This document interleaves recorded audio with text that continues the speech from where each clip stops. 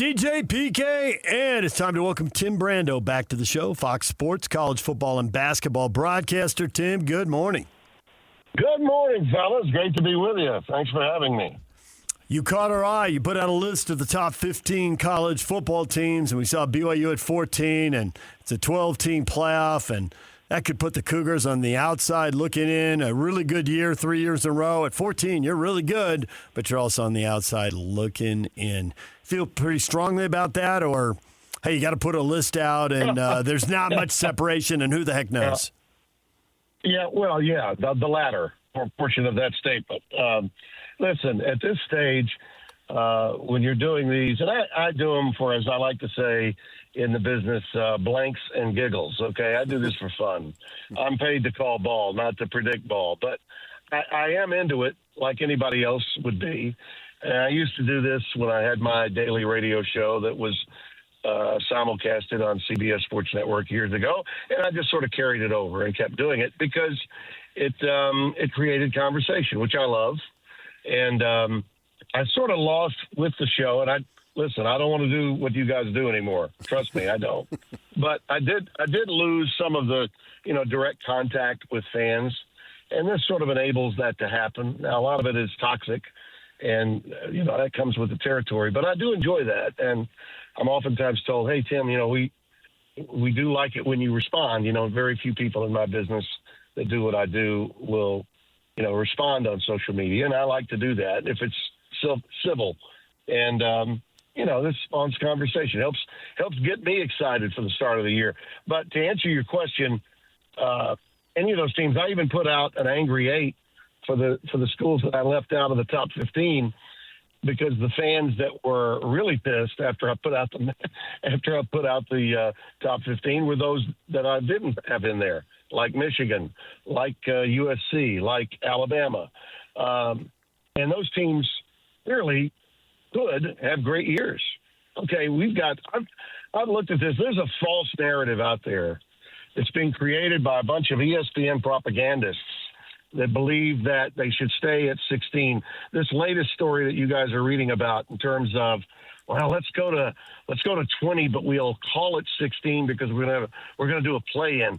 That's more propaganda that's coming up at the 11th hour. That's very similar to what happened with Texas. And if you guys remember this, because you're out west, remember the story back in 2011? Larry Scott was pulling this coup, and he was going to get the Pac-10 to go to a Pac-16. Yep. Well, it got undermined when DeLoss Dodds, the athletic director at Texas, agreed to a $30 million one-pay-only deal to create the Longhorn Network, which, in effect, saved the Big 12, saved teams like Kansas, Iowa State, Kansas State, that would all have been kicked to the curb by those teams moving out west to the Pac-16. And Burt Magnus is a pretty smart guy. He's a programming guy. That's one of their big leaders, and I respect him. He came up with this idea, and it definitely kept the SEC where it is, the Big 12 for a period of time where it was, which enabled, of course, the SEC to get those teams like Texas and Oklahoma that the Pac-10 so badly wanted to get. And I see this story that popped up during their conversations that they had yesterday as a reminder of that this is another example of a late move by the rights holder to hold on to what they've got and not share it with other media partners because it's in the contract. Anything beyond 16 is ESPN loses control. It's open for bidding. Other networks can be involved. So, that's going on right now, okay? And I think there are a lot of people out there that would give you this false narrative that only about 8 teams could really ever win a national championship. Fellas, that's bogus. That is bogus. And if you really believe that, you'd have to have amnesia from a year ago. How many times did you guys have to remind people how legitimate Indiana really was? Yeah. Okay, because people didn't believe Indiana could do what Indiana did. If ever there were proof that more than just 8 teams now could win it all, Indiana was that. That's Exhibit A. And I would tell you this year when I'm trying to put together my top 15, and especially the top 12, because I'm projecting. This is a starting grid. This isn't like a AP poll or a coaches poll for me. I'm predicting the way it's going to finish. Okay, like people are going, UNLV, hell, they on there for. But don't you know the rules? There's got to be a group of 5 or now a group of 6 team in the top 12. And UNLV, particularly with the Mountain West teams all migrating to the new Pac-12, that's the lone team left in that league. And I believe they're strong enough to get through that schedule. Once they beat Memphis, and I think they will beat Memphis in week 0, and that's self-promotion here. I'm going to mention David Gardner and I have that game on August 29th. That's the week 0 game. That's a very important game because Memphis is another one of those teams could very easily be, the representative from the group of 6. But I think Dan Mullen's done a hell of a job. And I think the league he's got to navigate now in the Mountain West is far easier now with the teams that have left to form the new Pac-12. But I had trouble putting together 15 that I thought were significantly in a better position than the 8 teams that I left out.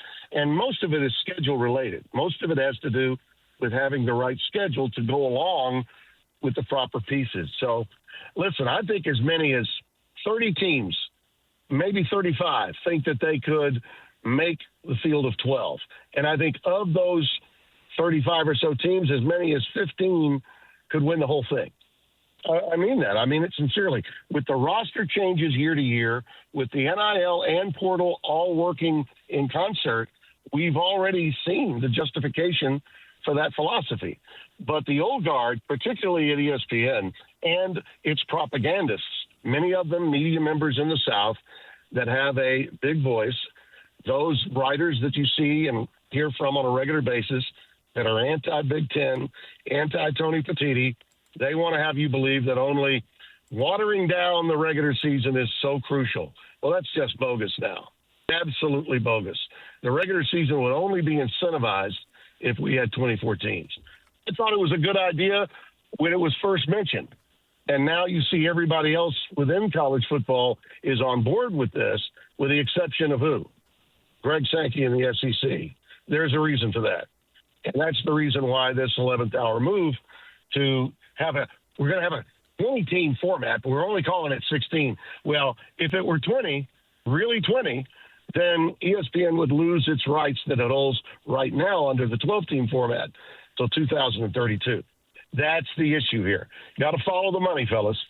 Please follow the money.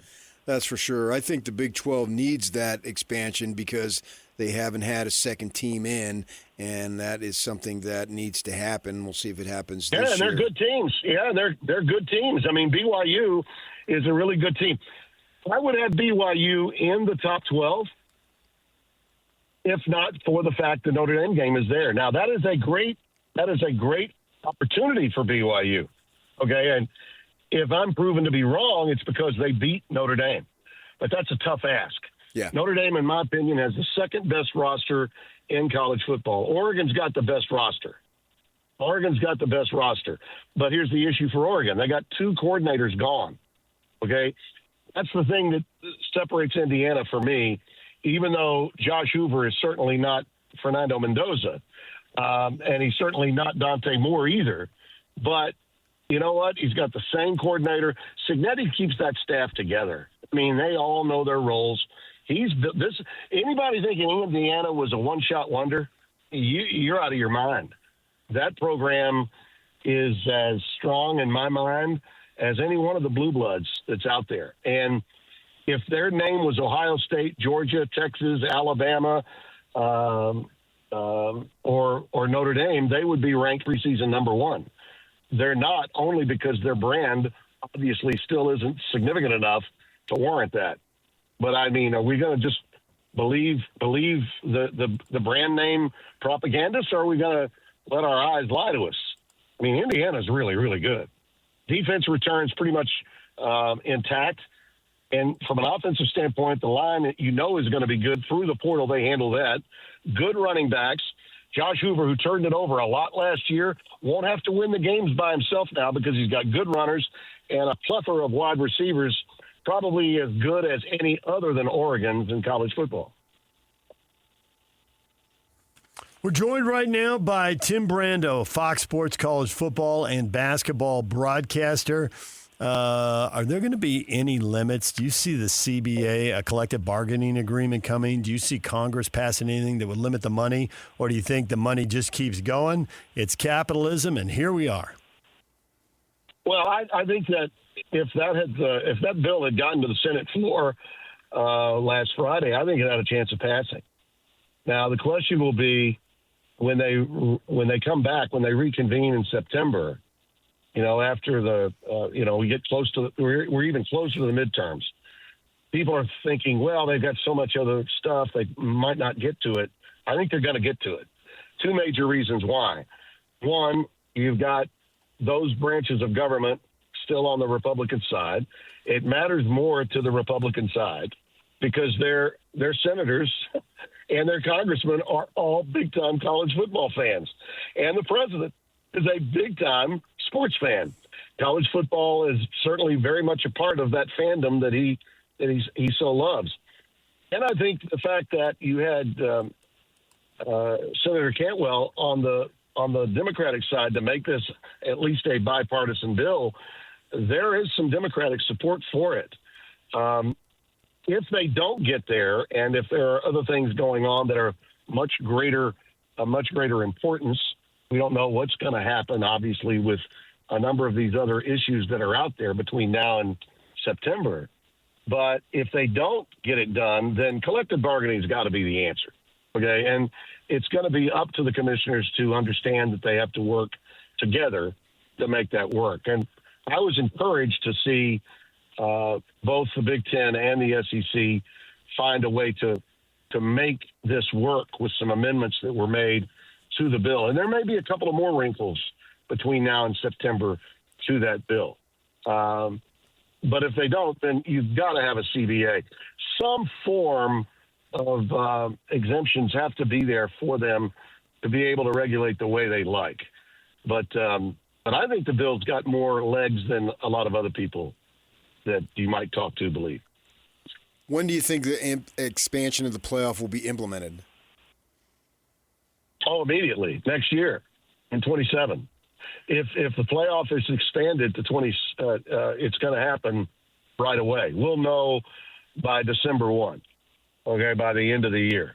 As usual, college football can't clear itself up, so when the ball starts, we can still just talk about ball. They're going to make us talk about expansion of the playoff, the Senate bill, all of that through the course of the regular season. I wish that weren't the case, but college football, for all of the joy it's brought to many people, including me, through the years, it always finds a way of getting in its own way when it comes to taking eyes and attention off of how great the sport is and onto all the problems the sport is enduring. But all that said, I still believe that it's never been more popular, but it's also never lost as much opportunity to make more money. That's the other thing.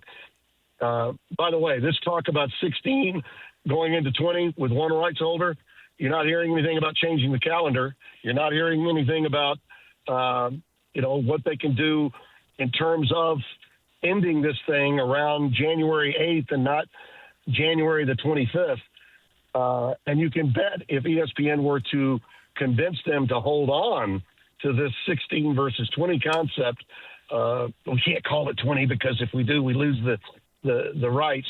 So we'll call it 16, but we're going to have play-in.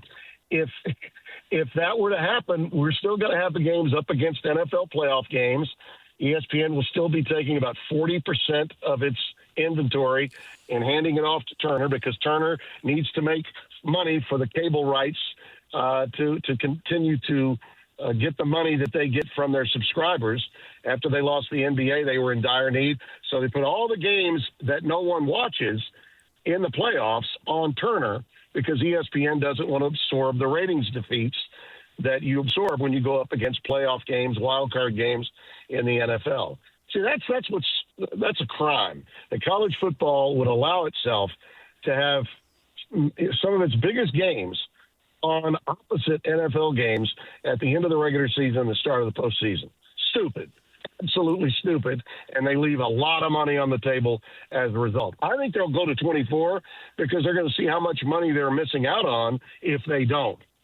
Listen, it's all about the money. Forget the conference affiliation. Forget the TV thing. It is about the cash.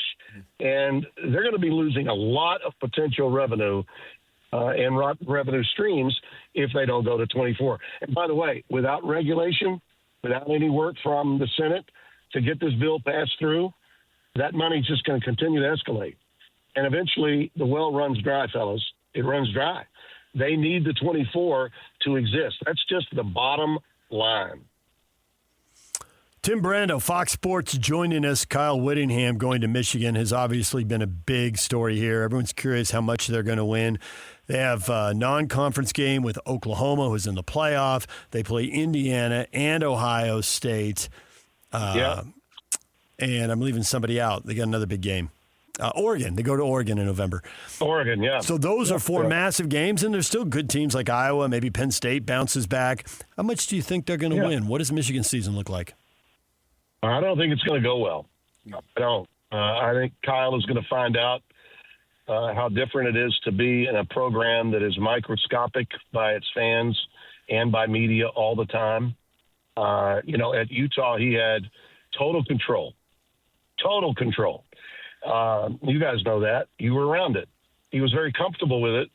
I'm not sure you guys know the circumstances surrounding why they felt the need to go ahead and get it to Morgan Scalley when they did, and he's certainly deserving of having the job. But Kyle's used to doing it his way.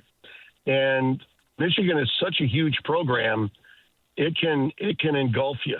It can absolutely engulf you. And I think there's a comfort zone that he had where he was for all these years that he's going to find out in a hurry does not exist at Michigan. First and foremost, just media obligations. Okay. Kyle's a really hell of a coach. But if ever you were spending time with him, you knew that the 20 or 30 minutes that you were going to get with him before a game, and that's for the broadcasters that were doing the game, not just the local media, you could always tell that he was in a hurry. He was checking his watch the whole time. Well, at Michigan, they're going to be leaning on you for a lot more of your time. And I think it'll be uncomfortable for him. I also think Bryce Underwood is not there yet. I don't think that his game is where his mouth is. He talks often about how great he sees himself as being as the salvation of Michigan football. And I think he's put a target on himself that he really shouldn't be putting on himself, especially against that schedule. And the offense in and of itself has not great players, yes. And Kyle is getting to coach a level of player that's coming in that he's not had in the past. But with that comes dealing with egos that he's not had to deal with. And Underwood is a numero uno when I bring that up. Tim, we appreciate it as always. We're glad you got to dip your foot back into the world of radio for about 20 minutes. That's about enough, right? By the way, tell the Bear, I think I'm not saying he's going to hibernate. I think BYU is going to have a hell of a year. And I'd love to be wrong about them. I'd love to see two Big 12 teams get in. And I think they've got a really good shot. I do. Yeah, we'd love to see it too. Tim, thank you. We appreciate it. We'll talk to you again down the road. Good to be with you, fellas. Thank you. DJ PK, it's 97.5, the KSL Sports Zone. A lot of that was familiar, right? Close, but the Big 12, there's that perception going in. Yeah, they needed to expand, so get on with it. If we're going to go 24, let's do it. Follow the money, though. He's right about that. And ESPN doesn't want it to go back out to bid. So I just wonder if we're stuck at 12 for a while because the SEC doesn't budge and they just get dug in, and the Big Ten gets dug in and they don't budge. And if they can't agree, then here we are. Doesn't seem like it. I think that there will be a lot of public pressure to cave into it. And what is the SEC's reasoning for not going? What is something that would just catch on attention, thinking, oh, yeah, that's exactly right. That's what we need to do. I don't know that there's a reason out there. DJ and PK, it's 97.5, the KSL Sports Zone. We'll get you up to date. Everything you missed in this show coming up next. Slacker headlines are on the way. Stay with us. 3, 2, 1. This is Scotty G and Coach Tim LeComb. For Utah, it's offense and maybe defensive line, but primarily the offensive line. And so I'm like, okay, maybe I got to dig a little deeper here. But honestly, the more I kept looking at it, the more I kept thinking, it really comes down to those two position groups. Can Utah have offensive linemen that can step up? You know, I think the big question mark outside of the offensive line for Utah nationally is Morgan Scalley. Yeah. But, nobody even talks about that around here because I think everybody has a real comfort factor with the way things looked in that bowl game, honestly. But the bottom line was they were sharp. They took advantage of opportunity more so than maybe a Whittingham team would. It felt like the guys were loose and ready to ball. That's like a sign. And then you hear all the stuff from the guys, how happy they are. Catch Scotty G and Coach weekdays from 10 to 2. Presented by Mountain Land Supply on 97.5, the KSL Sports Zone. Slacker Radio Headlines brought to you by Trajan Wealth. Call Trajan Wealth today, your local trusted financial fiduciary. Call them at 1-855-TRAJAN1 or visit the website at TrajanWealth.com. NBA schedule coming out this week. Like the NFL, a little bit at a time. Try to stay in the headlines. Keep getting mentioned in the news. The opening night, Tuesday, October 20, triple header. Detroit Pistons and the Boston Celtics. The Philadelphia 76ers and the New York Knicks. LeBron and the presumed challengers to the champs. And then it wraps up with the Thunder and the Spurs, a rematch of the Western Conference Final. The Christmas Day matchups are set. The Spurs are playing the Knicks. The Heat are playing the Celtics. The Sixers and the Lakers. The Thunder and the Wolves. And then the Nuggets and the Warriors. So there you go. Now, there are obviously some marquee matchups out there, and then they'll probably have 4 games with the Sixers and the Knicks. So plenty of games still to be out there. We'll get the NBC Sunday night schedule. What does ESPN get for their couple of nights, and Amazon? So we'll see. MLK Day, another holiday that tends to get a lot of games. President's Day. Load them up. Jazz, we haven't seen their schedule yet. They'll probably, with the triple header on Tuesday, assume that most of the league will open up Wednesday and maybe a few teams on Thursday. So the Jazz are probably opening up on the 21st, maybe the 22nd. We'll get that schedule shortly. Hockey starts on the 1st. Everything's coming together. Baseball put out their postseason schedule for October. Get ready. The month of October, like the month of March, so much going on. Talked a lot of football this morning. Mitch Harper, BYU insider for KSL Sports, joined us. You can listen to that wherever you get your podcast, KSLSports.com, KSL Sports app, YouTube, on down the line, wherever you want. Talked a lot about BYU and the money and how much are they going to get? When are they going to get it? Is it ever going to be enough? Is there going to be donor fatigue? Is there enough for everything football wants and enough for everything the basketball wants? Or is someone always going to be unhappy? Or will someone always be unhappy because you were telling us earlier today about an email you got with somebody who's unhappy with Brian Santiago from something in the past? I don't know how many years ago. I mean, he's been there basically 30 years, and I think an administrator role. I mean, he's in basketball at first, but then administrator role in the athletic department for about 20. So to a certain degree, the die is cast with all the personalities and the history. Yeah, you'd have to clean house completely, and that would take a long time. But there's people that didn't like him when he was in prior administrative roles, and a lot of those folks are still there. Now, one of the folks that I spoke to, been gone back and forth, is not there anymore and didn't like him. Arrogant was the word. And I get it. But, you got to give him an opportunity to develop into this role. It's still in the early stages. But that thing is going to stick there, that the fact is that, he was fine if Kalani wanted to go. And I think that's going to create a problem. And it has created a problem. And they're not the best of friends there, if that means something. And I just don't know that BYU's ever going to have the money, and I also think that Kalani's going to have to come to terms with it and just stop talking about it. He just did an interview. It's out on social media. Doesn't seem like the stop talking about it part will happen very quickly. Now, maybe it's partly the time of year also. You know, he's available to talk right now. The games will start, and as Tim Brando just said when he was on with us, you know, you got all these storylines in the offseason, the local ones with the teams. It's Kalani here. It's Morgan being brand new. Tim Brando talked about Kyle. Thinks there are going to be some new and big challenges in Michigan. We get to the games, and then how much will the focus turn to them? Or will the results of the games put more gas on the fire of this conversation? Well, yeah, but you can argue, well, gosh, I mean, you've been doing great with what we've been giving you. And you want to win it all, but only one team wins it all. So win it all national title or win it all conference title? Both. Or one step at a time? I mean, the conference title is, to an extent, irrelevant. If it stays in one big league, the relevance to that is it gets you in the playoff. But I don't think that's going to happen. But you get in the playoff, but then if you get worked. Right. Is BYU going to be a perennial contend? You can talk about it, but is it really going to happen?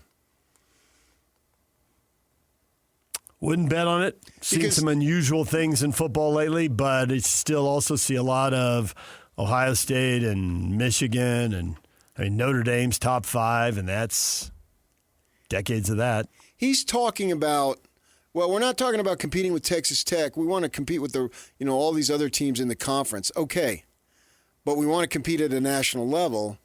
Well, now you got to open it up, and you got to go above Texas Tech. Is that really going to happen? You can talk about it all you want, but what are the chances of that happening? Even if you say they're thin, there are people who are like, well, if you only got one chance in 20, I'll take it.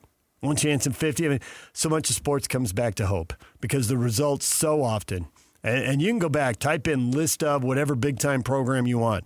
They have long stretches, and there's 7-8 wins.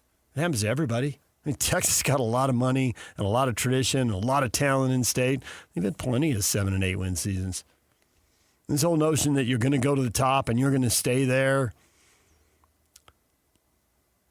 it's just not the way the world works. So there might be people at BYU saying, hey, man, we sell out every game. We sell out every game. We win 10 wins. We're ranked in the top 20. Yeah. That's good enough. Well, let's be realistic. Is BYU in Provo, Utah going to compete with the big-time big dogs? I would throw the same thing at Texas Tech. You can throw as much money in as you want, but are they going to be able to compete with the big? Their first year with the money, no. They were humiliated. It was a beating. Yeah. And this year is going to be different? Yeah, it couldn't really even be debated. I mean, they were acknowledging it after the game. I don't know, maybe it goes back to what you said about the SEC, and you were told, by a coach, hey, that part of the country doesn't have the most money. So this thing they've been doing here the last couple decades is no longer sustainable with these new NIL rules. Right. So then it would go just to the western part of the country. Is there that kind of money? I mean, maybe for USC and Oregon. I mean, Los Angeles is just so big and so wealthy. And Oregon, that's a one-off. You got somebody who's got money from an international conglomerate. That he created, yeah. Right. And then beyond that, I mean, Washington's got a lot of money and a lot of tradition and back to 7 and 8 win seasons. It's hard. They caught lightning in a bottle, but then they lost their coach. So we'll see how quick they get back. Well, we have to see that, on the other hand, you got Tim Brando saying there could be 30 teams. And this idea that there's only 8 is ridiculous. So it's still new. And I just saw a thing right now that Northwestern got a $35 million thing, and they got a new stadium opening. Mm-hmm. And so maybe there's room.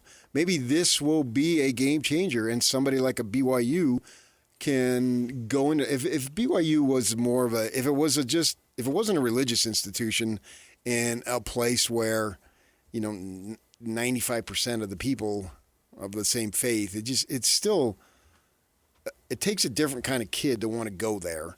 And so that, and even they've softened the rules and the hair and the earrings and blah, blah, blah. And we've, gosh, I mean, I was told some other stuff about a kid bringing his girlfriend who he had a kid with on a bowl situation, and they stayed in the same room. And believe it if you want. If you don't want to, I don't really care. Or, another kid getting someone pregnant and no suspension as long as there's child support payments. And they've changed, and I'm fine. I don't care what their rules are. They change all they want. It makes no difference to me. But still, it's not going to be for everyone. So you have that component there. And I just wonder, but maybe this is a leveling out to an extent. I want to give it 10 years before I start making all these assumptions one way or the other. And we're not at the 10-year. We're not even halfway through with the NIL yet. But kind of chasing your tail around the argument, 30 teams have a chance, but they're still, even if they open up the thing so there's 24, well, only 8 teams can make it to the quarterfinals. Something is going to fit. But if it's not the same something's going to thin the herd. Now that's the thing. If it isn't the same 8 teams, and if you are going to have your one shot in a decade, and then you can ride with that for a while. Maybe there's new teams. Maybe Indiana and Northwestern and these teams and BYU. Maybe they're here to stay. On the surface, I don't agree with Tim Brando, but I mean that's his thought, and he knows a lot about it. Doesn't seem to me that there's that many teams that would have. I thought 30, when I heard the number, I thought 30 was aggressive. Yeah. The number may have widened, but at the same time, I just wonder if Indiana's in, but they just replaced Florida, who's out. You know what I mean? Did someone just push someone aside? Miami was in for a long time, and then for 20 years, Miami was out, pushed aside by somebody else. I want to go to the future rather than go to the past and because the NIL is only 2 or 3 years old. So I don't care what happened in the 90s. That might as well be 5,000 years ago. That doesn't matter anymore. But when someone gets in, does someone get pushed out? Because you can't change a rule and get more than 4. I haven't gotten to the end of it yet. My gosh. You can't change a rule. I suck. What the hell? Well, you can't change a rule and get more than 4 teams into the semis or more than 8 teams into the quarters. And that's breaking news, DJ. I needed to not talk, so you tell me only 4 teams can get in the final? No effing kidding. That'll always be the case. There's going to be 30 in there, and we're all going to do it. 30 teams can compete. If you think that was profound, that only 4 teams... Tim is not talking about the actual 4. There's only 1 team that can win. They're competing now. They just haven't gotten to that level. And BYU's competing for it now. Everybody is then. No, they're not.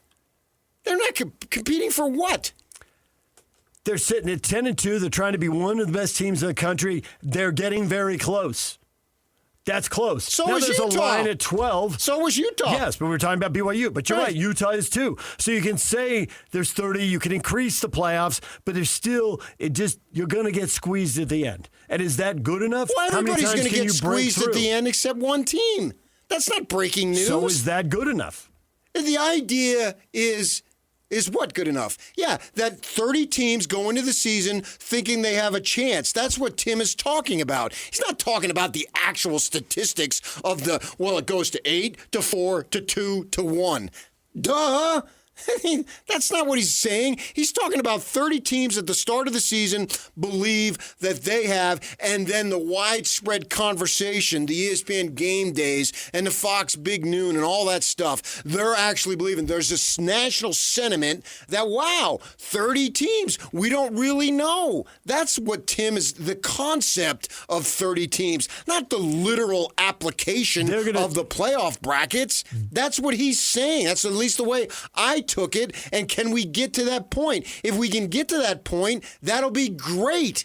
But I have serious doubts we can get to that point. That's what he's talking about. I think he knows damn well that it goes from 8 to 4 to 2 to 1. And they're going to play the hits and talk about the teams they always talk about. Ole Miss. That's what he's talking about. Ole Miss is in Indiana, but are people really talking about Ole Miss? And they're making more lists than they used to because they were there last year. We'll see with the coaching change. That's my whole point. So is that enough? We need a 10-year time frame to be able to evaluate it. That's why I want to look ahead. We're only 2 or 3 years into it, so I want to go to the 10-year mark, and then we'll have some history and some evidence to see. It won't be known in 2026. It won't be known in 2027. I think basically we've got to get to probably 2035, and then we'll have a big body of evidence to know when Tim Brando said in the summer of 2026 whether it's true or not. That's the fun part of it, and we'll have to see. That's the way I see it. I could be wrong, and so be it. And I'll be quiet, and you can tell us that it goes from 8-4 to 2-1. I think the reason you'll be wrong in 2035 is we'll look back at the 10 years, but the thing that created that 10-year sample size will have changed because we will have gone through conference realignment, and there'll be a whole new set of parameters. And some teams will benefit from that, and some teams will probably be hurt by it. Well, I don't know that I'll be wrong because I haven't made any prediction.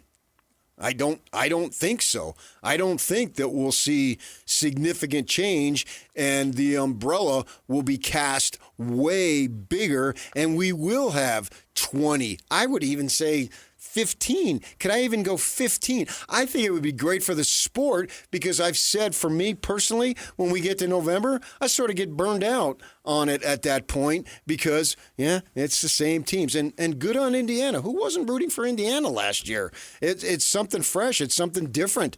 And I would love to see 5 to 10 more Indianas. But I have serious doubt that that's the way it'll be because, like this private equity, if the private equity works for Utah, then Ohio State will have it. There's no doubt in my mind. If it's something that is a bonanza, that's why I don't have any problem with Utah giving it a shot. What do they got to lose? They're up against it anyway. They went 11-10 they went 11-2 last year, and nobody talked about them. That seems ridiculous. I would love to have the 24, and then they're talked about. They never really got a chance to show how really good they were. It would have been cool to see because there's been plenty of teams that win titles that, like when they're in the Rose Bowl, gosh, they had 3 losses, but they went to the Rose Bowl, right? And that was really fun. Well, now with the playoff at just this limited amount and the Big 12 being looked at as a one-bid league, they never really got a shot. I mean, so they lost to BYU. They get one shot, and they lost to them by 3 points. You're out. That seems a little short-sighted. As opposed to Ohio State, who won a national title, having just come up short in November. Bingo. Yes, exactly. Outstanding point. But you're Ohio State. But that would never happen over here. Ohio State gets a second bite at the apple because they're Ohio State. And Utah, or whoever else, right, exactly, doesn't get the bite of the apple. Right. But for all those flaws and imperfections, and life ain't fair, and everybody isn't starting at home plate, some people are starting in the dugout, and some people are starting on third base, somehow Indiana, Ole Miss, and Miami were standing late in the season when, the Alabamas and the Oklahomas and the USCs and Notre Dames were all done. Because it's put to a vote. And somebody decided that Miami was continuing and the schools that you just mentioned were Notre done. Dame was put out by a vote, but Oklahoma and Alabama were put out on the field. They were knocked out. So some teams were eliminated by the committee in a room, which isn't fun. And other teams, Alabama got run off the field in Pasadena. They just got crushed. Yeah, but they got in, right? They did get in. Yeah, but when you get down to the Final Four and there's real excitement and everybody's, Ole Miss was still there, Indiana was still there, Miami was still there. Sure. But they still got voted in, and one got voted out. Well, that's just opinion. That's not even close to fact. You could say, they've used all this metrics and all this other stuff, but it still comes down to a vote. It didn't come down to completely the way it is at the professional ranks where you do this, you do that. And Tulane got in. I don't know this, but I would think Utah would have a good shot against Tulane. But there's some archaic system that allows it. So I've talked myself into expanding to 24. I wanted to take it easy, go interim, and then move up. Or I don't know if interim's the right word. Just kind of walk it up. You wanted to go from 12 to 16, see what that looks like. Yeah. then maybe go to 24. Now they're talking about that, and I'm starting to think, why in the world did not BYU and Utah get a chance to get in last year? Because of some system. And Utah losing by 3 points to BYU, all of a sudden you're out?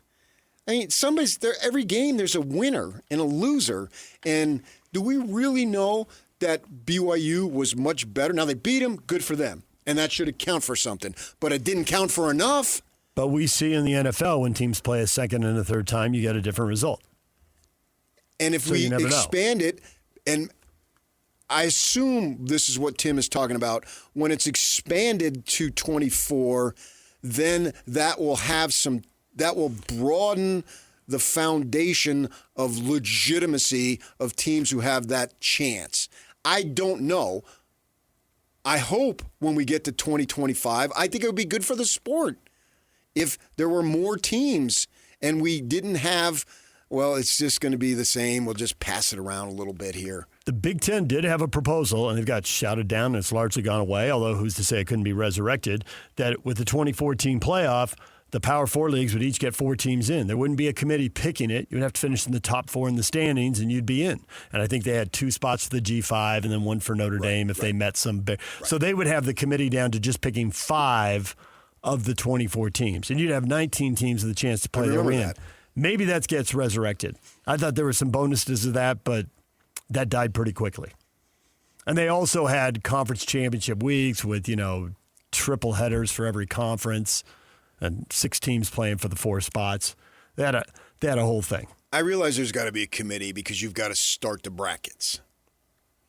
Unless they did it completely at the NFL model. But you can't really do it at the NFL model because there's such wide variances. That's why I don't want college statistics. You're third in the country and this and that. That doesn't fly. In the NBA, if you're third in defensive rating, you're a really good defensive team. So that matters. But in colleges, it's too much difference between one with another. Is moving the bag back to 16, 24 teams, whatever, because in college basketball, when you get to the Sweet 16, the Elite Eight, the Final Four, there's this acknowledgement like you really made it, you've accomplished something, depending on the school, right? Duke doesn't celebrate Sweet 16s, but a lot of schools do.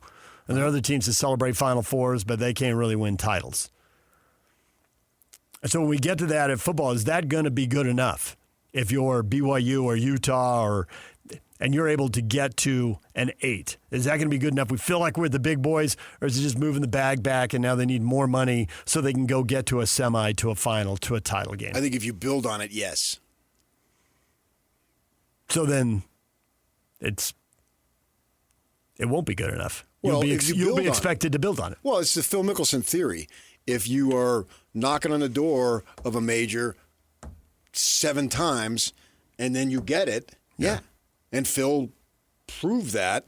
He was legitimate. His talent was legitimate because he got there, and then he broke through, and then he broke through again. So if they build on it in the manner of a Phil Mickelson, which is awfully hard, I get that, then yes.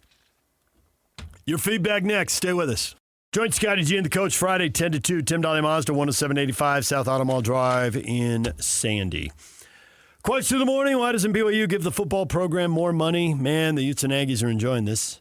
Cheese Fries, who's a huge Ute fan. BYU's a poverty program. Surprising Cougs can't eat dudes at all with the NIL consisting of free Wendy's Frosty and used car lease. That's a waste of time. You need to stop. Vic Saunders, one true Aggie. It's BYU. You got to come to me with some logic, not junior high fan talk. Daniel says because at BYU, all of BYU athletics is self-funded from ticket sales and private donations. No funding comes from BYU itself. Ultimately, the bank vault's only so big. We were just talking about that in the break. The BYU will not get outbid. As these other teams accelerate, are we sure that's true?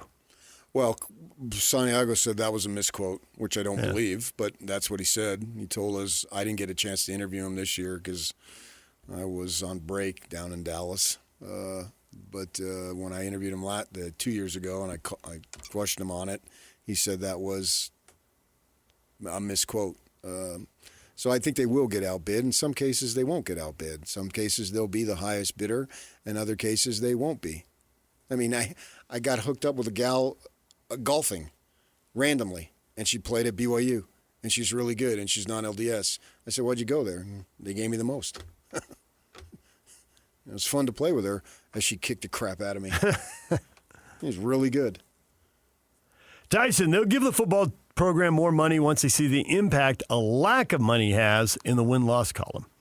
If BYU continues to win at a high rate with the budget they currently have, it'd be tough to convince them that they need to spend more on the program. But see, I think they are spending enough to have a really good team. And that's why they're winning 10 games and nationally ranked more years than not. So far, since the implementation of it, exactly. Yes, totally. Well said. Yes, that's exactly it.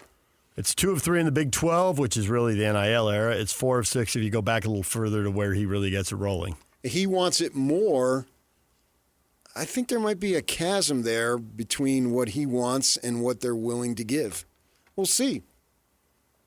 And if that's the case, then he'll have to make a decision, because if they roll out another 10, 11-win season, well, that's a freaking football powerhouse, especially when he's stating we're expected to do more with less. Well, come here, big guy. You won't have to do more with less. We'll give you everything you want.